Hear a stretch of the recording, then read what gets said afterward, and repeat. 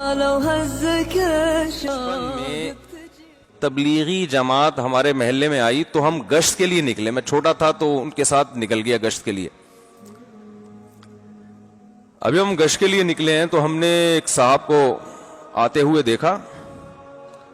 وہ دروازے سے نا, جو مین گیٹ ہے, جو ہمارے کراچی کی اصطلاح میں جس کو چوڑی گلی کہا جاتا ہے, وہ چوڑی گلی سے وہ گھر کے اندر داخل ہوئے.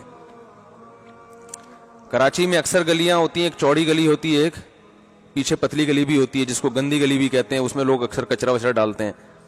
اکثر جگہوں پر وہ پتلی گلیاں بھی ہوتی ہیں.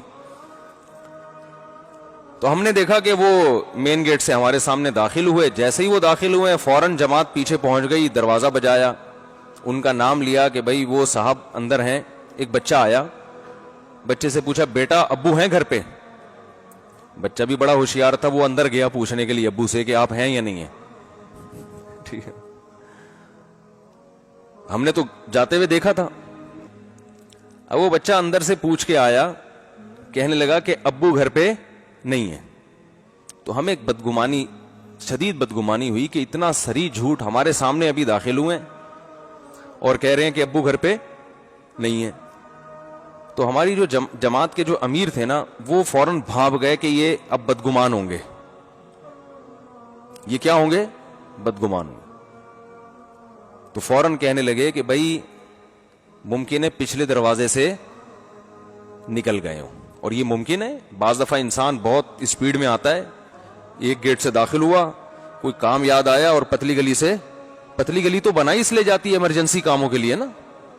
پتلی گلی کا تو مقصد ہی ہوتا ہے کہ کسی کو اسپیڈ میں نکلنا ہو تو, ٹھیک ہے نا. اگر وہ اسپیڈ میں نہ نکلنا ہوتا تو پھر تو چوڑی گلی سے آتے نا وہ, تو وہ فوراً نکل گئے وہاں سے. تو میری عمر اس وقت 12-13 سال ہوگی. مجھے ان کا یہ جملہ بڑا اچھا لگا. میں نے کہا دیکھو یہ ہے تربیت, یہ ٹریننگ کر رہے ہیں, تربیت دے رہے ہیں کہ بدگمانی جب تک 1% بھی امکان ہے, امکان تو تھا, جب تک 1% بھی چانس ہے کسی کی بات کو صحیح مطلب پہ لے جانے کا, تو اس وقت تک اس کی بات کا صحیح محمل تلاش کیا جائے گا. ورنہ کیا ہوتا ہے, نفرت پھیلتی کہ نہیں پھیلتی؟ ہمارے دل میں ہمیشہ کے لیے ان صاحب کے بارے میں آتی کہ یہ جھوٹ بولتے ہیں.